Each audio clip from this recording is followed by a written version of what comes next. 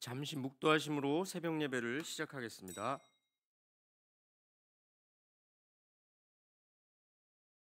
사도신경으로 신앙 고백합니다. 전능하사 천지를 만드신 하나님 아버지를 내가 믿사오며 그 외아들 우리 주 예수 그리스도를 믿사오니 이는 성령으로 잉태하사 동정녀 마리아에게서 나시고 본디오 빌라도에게 고난을 받으사 십자가에 못 박혀 죽으시고 장사한 지 사흘 만에 죽은 자 가운데서 다시 살아나시며 하늘에 오르사 전능하신 하나님 우편에 앉아 계시다가 저리로서 산자와 죽은 자를 심판하러 오시리라. 성령을 믿사오며 거룩한 공회와 성도가 서로 교통하는 것과 죄를 사하여 주시는 것과 몸이 다시 사는 것과 영원히 사는 것을 믿사옵나이다. 아멘. 찬송가 370장 찬송하십니다. 주 안에 있는 나에게 딴 근심이 있으랴. 십자가 밑에 나아가 내 짐을 풀었네. 주님을 찬송하면서 할렐루야 할렐루야. 내 앞길 멀고 험해도 나 주님만 따라가리. 그 두려 변하여 내 기도 되었고 전날의 한숨 변하여 내 노래 되었네. 주님을 찬송하면서 할렐루야 할렐루야. 내 앞길 멀고 험해도 나 주님만 따라가리. 내 주는 자비하셔서 늘 함께 계시고 내 궁핍함을 아시고 늘 채워주시네.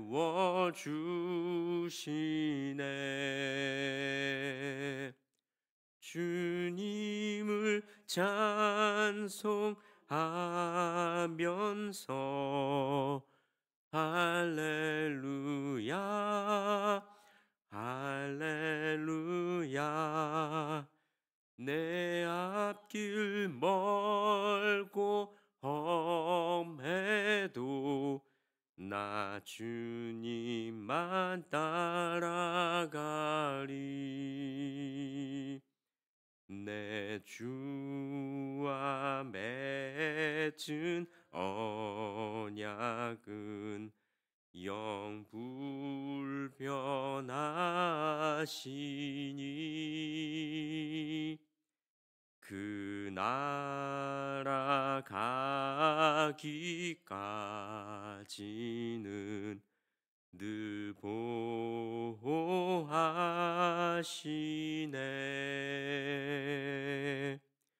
주님을 찬송하면서 할렐루야 할렐루야. 내 앞길 멀고 험해도 나 주님만 따라가리.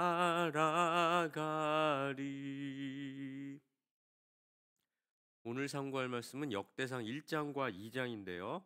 1장 1절에서 4절만 함께 읽겠습니다. 아담, 셋, 에노스, 게난, 마할렛, 아렛, 에녹, 무드셀라, 라멕, 노아, 셈, 함과 야벳은 조상들이라. 기도하겠습니다. 하나님 아버지, 오늘도 새벽 예배를 통해 하나님의 말씀 앞에 서게 하시고 하나님께 기도할 수 있도록 발걸음을 인도해 주시니 감사합니다. 이 예배를 통해 주실 하나님의 은총을 기대합니다. 충만한 은혜를 내려 주시옵소서. 말씀을 듣는 이들이 마음은 활짝 열고 말씀 받게 하시고 그 말씀을 통해 우리의 삶이 정돈되며 말씀에 의해 우리의 삶이 견인되는 말씀 따라가는 하나님의 자녀들 되게 하시옵소서. 드려진 예물을 받아주시고 이 예물을 사용하시어 하나님의 나라가 확장되게 하시고 드린 손길에도 하늘의 복을 내려 주시옵소서. 이 예배를 주님께 의탁합니다. 하늘 문이 열리고 은혜의 빗줄기가 이곳에 임하게 하시옵소서. 예수님의 이름으로 기도합니다. 아멘.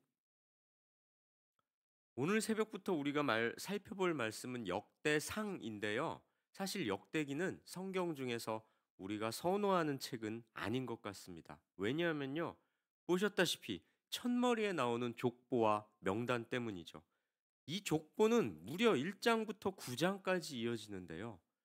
그렇게 지루할 수가 없습니다. 게다가 이름들이 생소합니다. 발음하기도 어렵죠. 보십시오. 발음하기가 그렇죠. 이야기의 흐름이 있는 것도 아닙니다. 저 족보가 저런 식으로 9장까지 나온다고 생각을 해보십시오. 웬만한 집념이 없으면 읽어내기가 쉽지 않죠. 그래서 이 부분은 잠이 안 올 때 읽어라, 이렇게 말씀하시는 분들이 있을 정도입니다. 그런데요, 이 지루해 보이는 족보도 다 이유가 있으니까 성경 66권 안에 들어있는 거 아니겠습니까? 그 이유가 대체 뭘까요? 그 이유란 역대기가 왜 기록되었는가를 생각해 보면 알 수 있게 됩니다. 역대기는 이스라엘 백성들이 바벨론 땅에서 포로 생활을 하다가 고향으로 귀환한 직후에 기록됐습니다. 귀환을 해보니 문제가 생겼습니다. 70년 포로 기간 동안 고향 땅에 남아 있었던 사람들과 귀환한 사람들 간의 차이가 느껴진 거죠. 관습, 생활 방식, 문화적 차이가 달랐습니다. 무엇보다 이방 여자들과 결혼한 이들이 많았습니다. 그러니 자연히 정체성 문제가 제기됐죠. 한편으로는 자신들이 아직도 하나님의 백성으로서 자격이 있는가? 이런 의문도 생겨났습니다. 하나님의 진노를 받아서 이방 나라에 포로로 끌려갔다가 70년 동안 포로 생활을 하고 돌아와 보니 이게 옛날 살던 고향도 아니고 좀 달라진 것 같은 데다가 우리가 하나님의 백성으로서의 자격이 아직 있는 걸까? 이런 의문이 스멀스멀 올라온 것이죠. 역대기는 이런 상황에서 기록됐습니다. 그래서 족보가 등장하는 건데요. 자기들은 한 조상에서 나온 민족임을 강조하려는 겁니다. 자기들은 하나님의 언약 백성임을 잊지 말아야 한다는 겁니다. 쉽게 말해서 너희들 지금 모양새가 좀 추리하고 포로 생활하고 돌아와서 지쳐 있겠지만 뼈대 있는 집안이야. 족보 있는 가문이야. 너희들 하나님이 선택하신 그런 혈통이야. 봐, 이 족보를 봐. 이런 의미가 담겨 있다는 것이죠. 성도 여러분, 우리도 이 점에 주목해야 합니다. 우리 또한 하나님의 백성이라는 정체성을 잊어서는 안 됩니다. 하나님의 백성이라는 건 은혜와 소명과 직결됩니다. 하나님의 은혜 입었음을 잊지 말고 감사하며 그 은혜에 합당한 삶을 살아야 하는 거고요. 다른 한편으로는 하나님의 백성으로서의 소명을 감당하며 살아야 한다는 겁니다. 성도 여러분, 은혜와 소명을 늘 기억하시기 바랍니다. 우리는 은혜 입은 자로서 불신자들과는 다르게 살아야 한다는 소명이 있는 자들입니다. 말씀을 다시 한번 볼까요?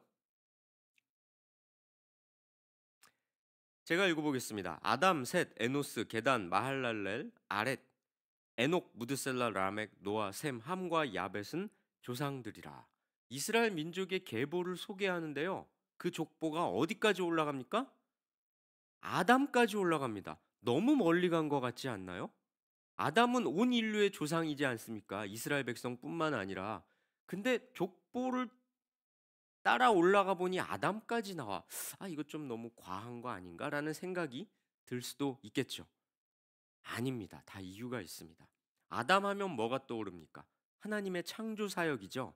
이스라엘 백성들을 향한 하나님의 은혜의 역사가 아주 아주 오래전, 다시 말해 인류 창조에서부터 시작되었다는 뜻이죠. 아담을 언급함으로써 포로에서 돌아온 이들에게 너희를 향한 하나님의 계획이 창조 때부터 있었음을 깨닫게 하시려는 겁니다. 성도 여러분, 나와 우리 교회를 향한 하나님의 계획이 있음을 믿으십니까? 그렇다면 하나님의 그 역사 속에서 내가 할 일을 찾아야 합니다. 하나님이 이루시는 일에 내가 도구가 되어야 합니다. 자, 그런데요, 우리는 4절을 주목할 필요가 있습니다. 노아가 언급되죠. 노아하면 뭐가 떠오릅니까? 방주가 떠오르죠. 노아의 때에 노아 가족을 제외한 모든 세대가 물로 심판을 받았습니다. 하나님의 창조 목적에서 엇나간 인류를 땅에서 제거하신 것이죠. 그러나 노아의 가족은 구원하셨습니다. 아담으로부터 시작된 첫 인류의 실패를 딛고 노아를 기원으로 하는 다음 인류가 시작된 겁니다. 심판 후에 새 하늘과 새 땅이 열리고 새 언약이 주어졌죠. 포로지에서 귀환한 이스라엘 백성들에게 이런 구절들은 큰 위로가 됐을 겁니다. 성도 여러분, 하나님께서는 예수 그리스도를 이 땅에 보내심으로 새로운 구원의 역사를 여셨습니다. 예수 그리스도를 참되게 믿고 따르는 자들로 새 창조의 역사를 여신 거죠. 그 새 창조의 역사가 내 인생에서도 펼쳐져야 하지 않겠습니까? 예수 그리스도의 은혜를 힘입어 내 인생이 날마다 새롭게 되기를 날마다 간구합시다. 내 인생에서 하나님의 뜻이 펼쳐지도록 말씀으로 무장하고 기도로 간구하십시다. 하나님의 언약 자손답게 살 수 있도록 늘 은혜를 구해야 합니다. 늘 말씀에 순종함으로 하늘나라 족보에 이름을 올리십시다. 28절을 볼까요? 아브라함의 자손은 이삭과 이스마엘이라. 28절부터는 아브라함의 자손들이 소개되는데요. 아브라함의 계보에서 이스마엘과 에서의 후손들이 제외되지 않습니다. 여기서 잠깐 2장으로 건너가 볼까요? 이스라엘의 아들은 이러하니 르우벤과 시므온과 레위와 유다와 이사갈과 스불론과. 2장부터는 이스라엘의 12 아들이 소개되는데요. 그 전에 좀 전에 봤던 1장 28절부터 이스마엘과 에서의 후손이 먼저 소개되고 있다는 겁니다. 자, 이스마엘과 에서의 후손은 적자 같은 개념이죠. 순수 혈통, 하나님께서 선택하시고 하나님께서 지지하시는 혈통이 아니라 약간 이렇게 적자 혈통이라는 느낌을 우리가 가져도 틀리지 않죠. 그런데 이스마엘이 먼저 소개되고 있다는 겁니다. 이스라엘의, 그러니까 야곱의 아들들보다. 이게 무슨 의미를 담고 있을까요? 하나님께서는 역대기를 읽을 후대의 독자들, 그러니까 우리들에게 하나님의 백성이 되는 건 육신적인 혈통, 다시 말해 외적인 조건이 기준이 아님을 알려주시고 있습니다. 그렇습니다. 세상은 외적인 기준을 좋게 하라고 끊임없이 요구합니다. 재물, 사회적 지위, 평판, 이렇게 육적인 것들을 채우는 게 인생의 목표가 돼야 하는 것처럼 자꾸만 등을 떠밉니다. 하지만 우리가 보고 있는 역대기 말씀은 하나님의 족보에서 육적인 것들이 중요하지 않음을 알려주고 있습니다. 성도 여러분, 그러니 우리가 마음을 둬야 할 건 사람들의 기준, 육적인 것들이 아니라 하나님의 마음입니다. 하나님의 마음이 있는 곳에 우리도 마음을 둬야 하고 하나님의 시선이 가는 곳을 우리도 바라봐야 하는 겁니다. 오늘 본문은 2장까지인데요. 1장과 2장을 쭉 살펴보면 이 계보가 인간들의 선택이나 서열이 아니라 하나님의 주권적인 뜻과 은혜로 이어져감을 알 수 있습니다. 하나님의 약속과 그 약속에 대한 믿음이 족보에 오르게 하는 기준임을 알 수 있죠. 그 하나님의 광대하시고 자비로우시고 주권적인 역사가 지금도 자기 힘으로 아등바등 살려고 하는 우리를 새롭게 하실 겁니다. 하나님께서는 여전히 죄성을 버리지 못하고 있는 우리를 새롭게 하기를 원하시고 믿음의 계보에 오르게 하기를 원하시고 영원한 기업을 주기를 원하십니다. 2장을 보면 이스라엘의 12 아들과 유다의 자손들이 집중적으로 소개됩니다. 그런데요, 보시면 아실 겁니다. 이 족보에 올려진 사람들 중에는 연약하고 과오가 있는 사람들도 있습니다. 하지만요, 하나님께서는 그들도 사용하셨습니다. 성도 여러분, 하나님 나라는 이렇게 연약한 우리를 이끌어 사용하시는 하나님의 열정으로 세워져 갑니다. 하나님의 열심, 하나님의 자비와 사랑을 아는 자라면 세상의 이름을 내려고 애쓸 게 아니라 믿음의 계보에 충성된 사람으로 믿음의 계보에 이름을 올리려 할 겁니다. 그런 믿음의 사람 되시기 바랍니다. 그 하나님의 은혜에 합당한 삶을 살아가시길 축원합니다. 순종 없이 하나님의 나라의 족보에 올려질 길은 없습니다. 순종을 더디게 만드는 의심이나 근심, 욕심은 혹시 나에게 없습니까? 오늘 우리에게 주신 말씀 가슴에 새기시고 과거의 역사를 기억하며 오늘 하루 믿음의 여정을 걸어가시길 주님의 이름으로 권면하고 축원합니다. 기도하겠습니다. 하나님 아버지, 이스라엘의 족보를 통하여 영적 계보를 보게 하셨사오니 이 말씀을 나에게 주시는 말씀으로 수납하여 굳센 믿음으로 하늘나라 족보에 이름을 올리는 하나님의 백성들 되게 하시옵소서. 어떤 상황 속에서도 우리가 예상치 못한 방식으로 순종하는 자에게 은혜 베풀어 주시는 분임을 믿는 굳센 신앙으로 하나님을 기쁘시게 하는 복된 인생 살도록 우리를 인도해 주시옵소서. 오늘 하루를 주님의 손에 의탁합니다. 우리가 해야 할 것들과 하지 말아야 할 것들을 다시금 점검하게 하셔서 무엇을 하든지 어느 곳에 가든지 하나님을 기쁘시게 해드리며 하나님이 주시는 기쁨을 경험하는 한 날이 되게 하시옵소서. 이 모든 말씀 예수님의 이름으로 기도합니다. 아멘. 주기도문 하십니다. 하늘에 계신 우리 아버지여, 이름이 거룩히 여김을 받으시오며 나라가 임하시오며 뜻이 하늘에서 이루어진 것 같이 땅에서도 이루어지이다.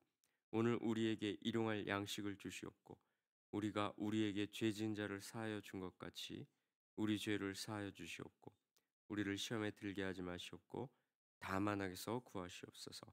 대개 나라와 권세와 영광이 아버지께 영원히 있사옵나이다. 아멘. 자유롭게 기도하시다가 돌아가겠습니다.